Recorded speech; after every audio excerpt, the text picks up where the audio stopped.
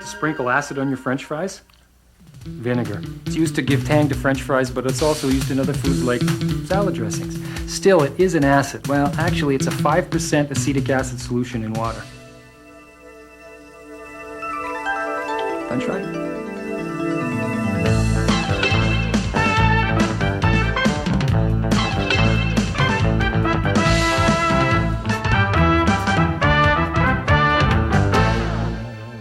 In this program, we'll look at the concept of strength with respect to acid and base solutions by performing experiments and using equilibrium principles. We'll define acid and base equilibrium constants and see how they are calculated from empirical data. We'll also see an example of how scientists use these. And we'll discover that for acids and bases, concentrated doesn't necessarily mean strong. Well, we can see what vinegar measures on this pH meter quite easily.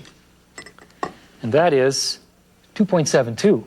But how does the pH of a hydrochloric acid solution of the same concentration compare? Well, that is 5% by volume. 0.24. Now that's about 300 times more acidic than the vinegar. Now the pH of hydrochloric acid in your stomach is about 2. So this is definitely not something you want sprinkled on your French fries. So, two acids in solution with the same concentration can have different pH values. There is clearly something different about these two acids, but what is it? And why are they different? Well, when in doubt, get some empirical data. Elaine and Cale have developed an experiment to compare 4 acid solutions. Elaine, can you explain what you're doing? Okay, well, we have these 4 solutions of the same concentration. We have hydrochloric acid, acetic acid, nitric acid, and methanoic acid. And Cale here has set up a data table so we can display our results. Good. The pH is a standard way of classifying the acidic solutions. We chose conductivity because if we get different pH from different acids, we want to see if there's a similar pattern for conductivity. All right. Okay, and pH measures the hydronium ion concentration, and the number of ions indicates conductivity. Good. Now remember, we've already seen that hydrochloric acid and acetic acid have different pH values for solutions of the same concentrations. Now, what safety precautions are you going to be taking? Okay, well, we have gloves and goggles, and we've made sure that everyone knew when and where acid was being used.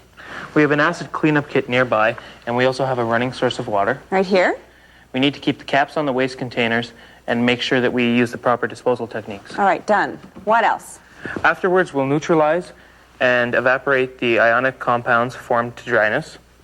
Then we'll collect the solids, label them, and send them to a proper disposal place. Great. Now it looks like you've remembered all the safety precautions to take, so why don't you go ahead and start? Okay, first we're going to take the pH of each of the solutions. First, we're going to do hydrochloric acid. And the pH is going down to 1.03. And methanoic acid is our last solution. It's at 2.36. All right, so now that you've taken your pH measurements, I see that your next set of recording is going to be about the conductivity of these 4 acid solutions. And you have here this apparatus to do that. Can you explain how this works? What happens here, we have a light bulb connected to a power outlet. There are 2 electrodes here, and we place the solution underneath. If the solution is conducting, the light will turn on. If it doesn't conduct, then the light won't come on at all. Good. All right, try the first one, hydrochloric acid. Solution's high. Next? The next is acetic acid.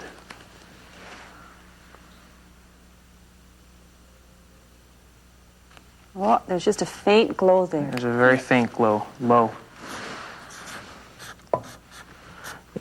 The next one is nitric acid. And that's high, definitely. And our final solution is methanoic acid.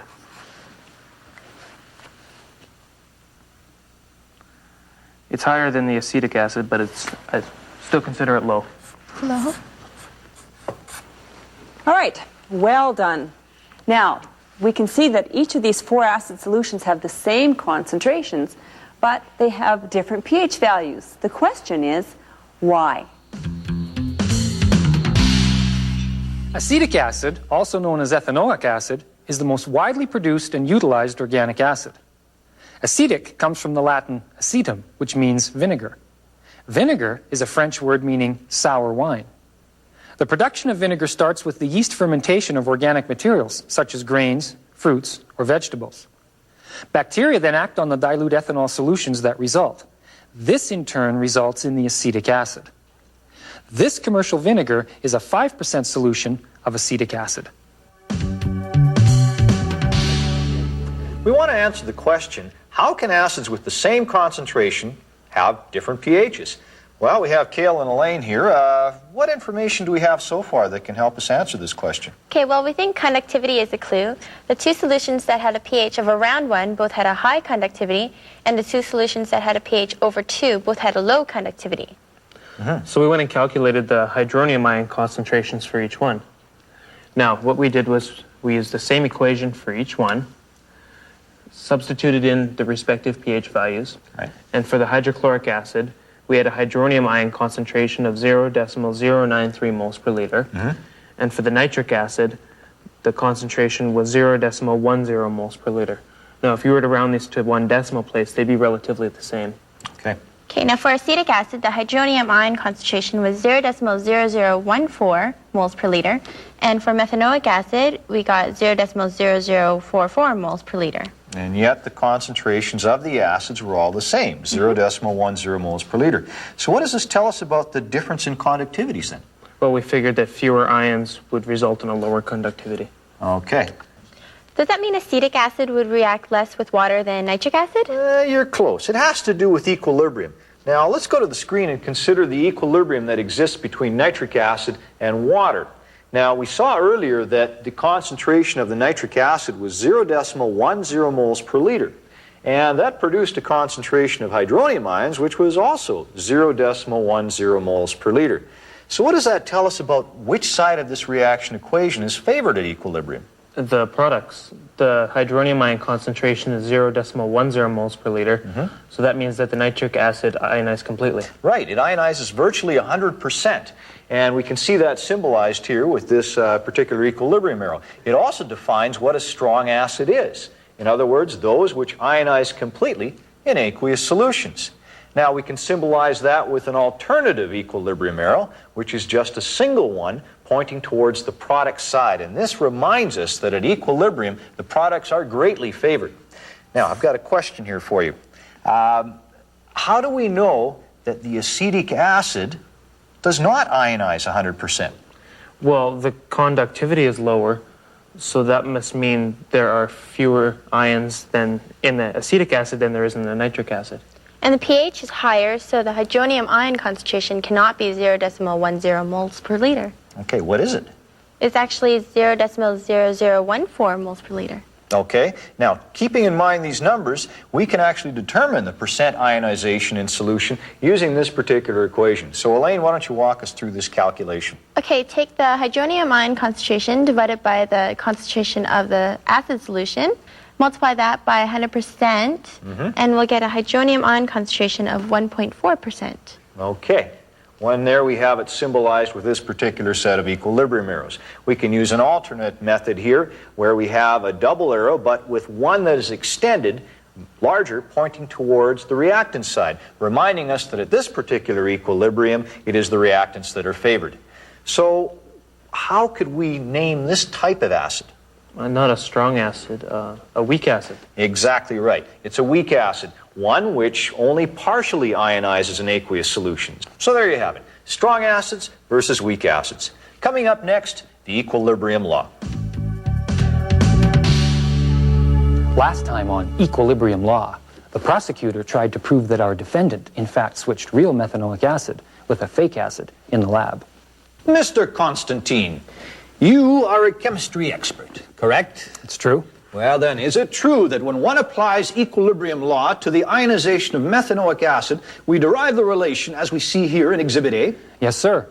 So is it also not true that the concentration of water is constant, except in very concentrated solutions, and therefore can be incorporated directly into the equilibrium constant? That's also true. So in fact we're not dealing with any ordinary equilibrium constant, are we, Mr. Constantine? So, could you tell the court what we are dealing with?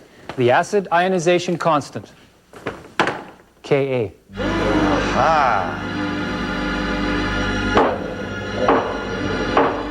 Here's the reaction equation for the ionization of hydrochloric acid in water. Now, hydrochloric acid, like all acids, ionize virtually completely in water into hydronium ion and chloride ion, the products. And that means that the relative concentration of the products, shown here, the concentration of them, relative to the concentration of the original acid, the hydrochloric acid, shown here, is very large.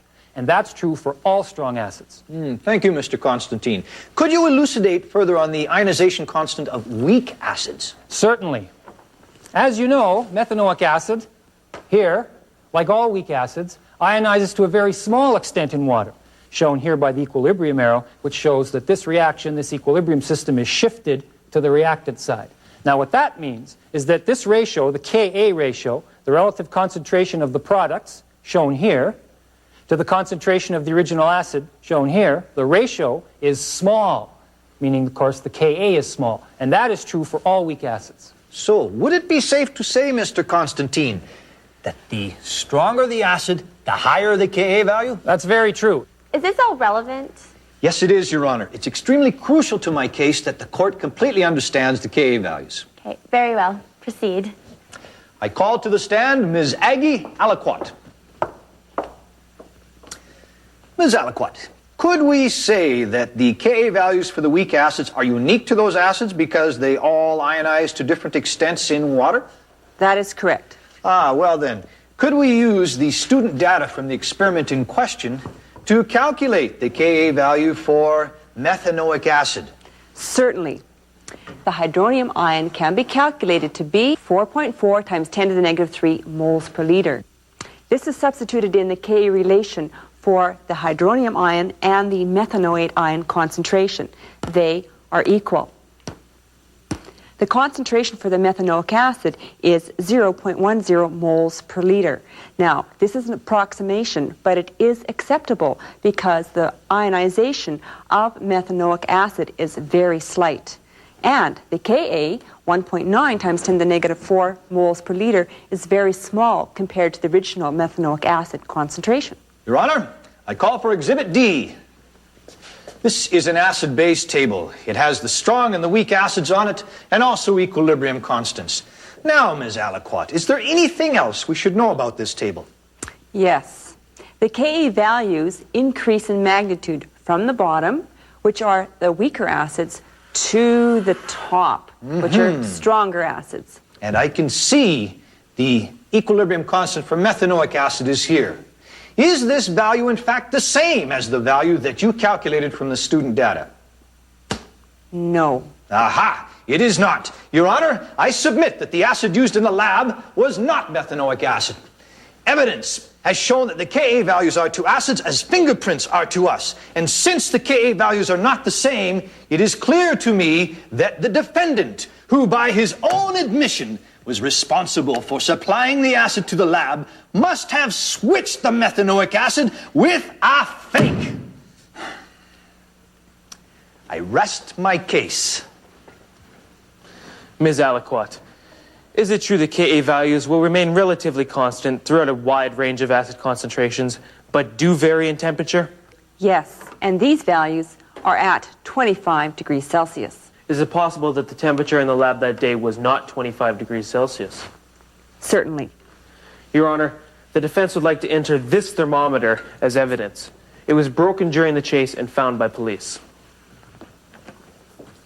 Now, is it possible that the acid used in the lab was methanoic acid, and with the temperature difference, caused a change in the calculated